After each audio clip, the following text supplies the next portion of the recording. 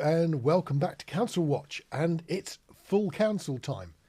Bit of a spoiler, it was really well behaved. In actual fact, it was probably one of the quickest and really organised full council meetings I've seen probably since we started.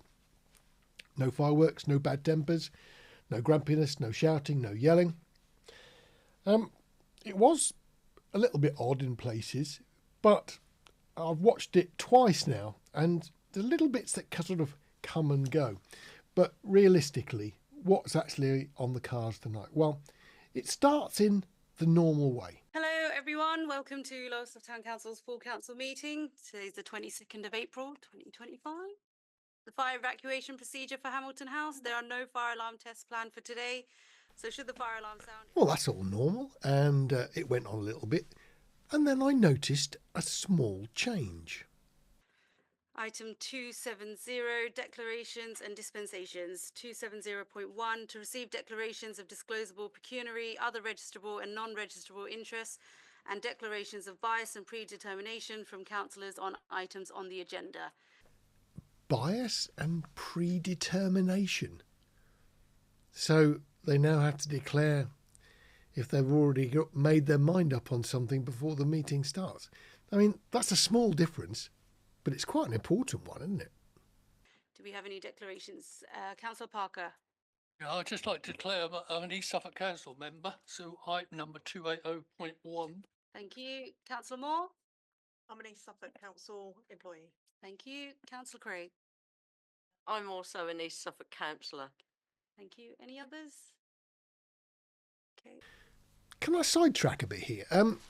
Naseema Begum, the mayor, she's been a bit of a sort of force to be reckoned with, I think, since she started. I don't quite know how mayors get elected in Lowestoft Town Council. I don't know where they're sort of suggested and people vote on them or whatever it is, but she's not done a bad job from what I can see. She's quite strict sometimes.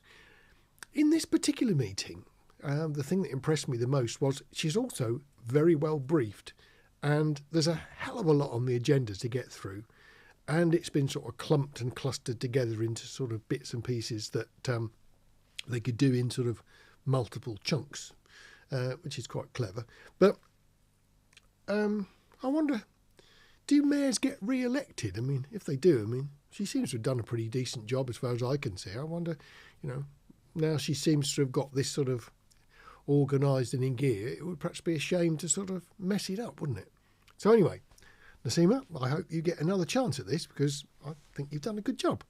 I'm not going to inflict much of this meeting on you. There are a few important things. They're buried inside it. There is a continuing dispute clearly still going on about councillors and how the process of them making a complaint is managed. And we've got, of course, the elephant in the room. Ting Dean is still being talked about, the T word. So tonight they're going to go into a little conflab in secret and talk about the council statement on the Ting Dean affair. And then at some point that statement, once it's been agreed with all the members in private, the council will put out a public statement about it, and hopefully we can just move on, because it's done the rounds, it's gone on and on and on. It's not doing anybody any good whatsoever, and I think the conclusion is pretty much going to be, well, the council think that Ting Dean can do it, and we don't have a policy on making statements against it or something like that. So anyway, that's sort of what was going on, really. Councillor Brooks. Just a note on the minutes. It says it implies or says that I lobbied people about signing the petition. I didn't. I lobbied no one, so that's inaccurate. So to define lobbying would be because you emailed councillors. I didn't email people about the petition. No councillor. So as the minutes stand, you're approving what was said at the meeting. The minutes are a record of the meeting. Whether what's recorded is factually accurate or not is a different matter. But if that was said at the meeting, then that's recorded in the minutes. Okay. Councillor Brooks. It's factually accurate that was said or claimed, but it's not true. Okay, but the minutes are accurate Of what was said. of what was said. So can I have a proposal that we approve the minutes? This did rather ring bells, and I found the clip.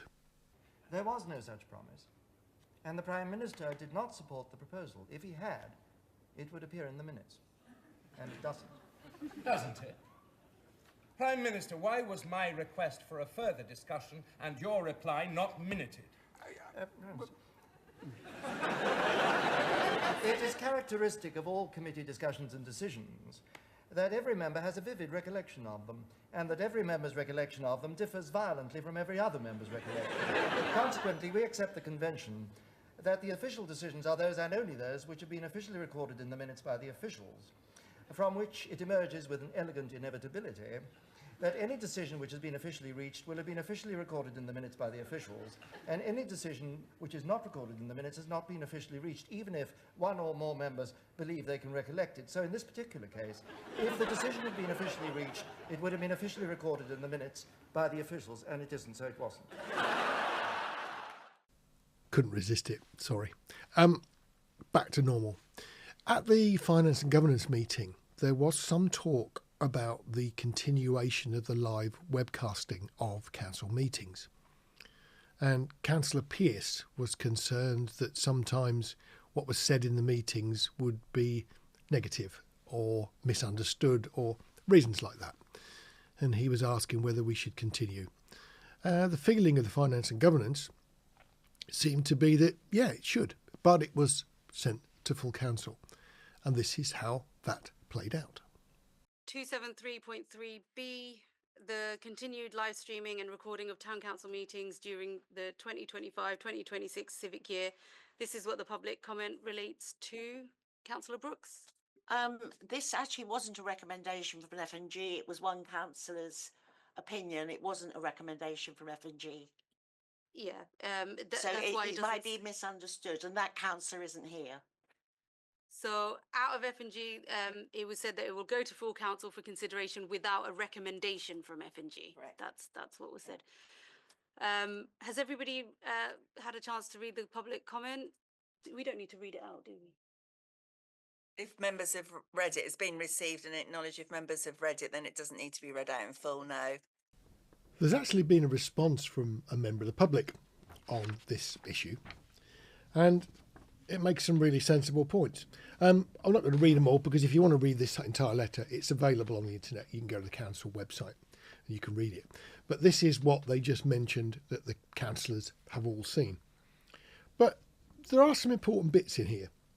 And this member of the public has said, the live streaming of meetings is also beneficial for those unable to personally attend meetings, including parents, elderly, disabled, and many working residents who simply don't have the time to physically attend meetings.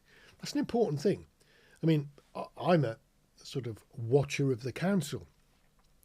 If a councillor has to leave the room for any reason, they can, of course, when they go home, watch the event on the live stream. So in actual fact, they see the bit that they were not allowed to be in the room for, which I always thought was a bit odd. But this person also said, there can be no justification to now stop or suspend live streaming due to the possibility of something very occasionally being said that may be incorrect, inappropriate or misleading.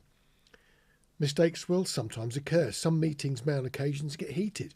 Some councillors might speak out of turn or say something they shouldn't. But that's all part of the process and will inevitably happen from time to time. The public aren't stupid and can put up with this on rare occasions for the wider good. Councillors do not need to, nor should they, shield the public from this. It's good stuff, isn't it? So, I think all in all, I'm pretty certain that all the councillors seem to understand that from the perspective of the public, people like us, being able to see what happens in the meetings is important, because the silly business with the minutes. Minutes are not an accurate record of what actually goes on in a meeting, and they certainly don't have the capability to explain what people were thinking or doing or anything like that. Minutes are just very factual and, of course, very selective. Councillor Brooks. It depends how people feel. It's a very important subject.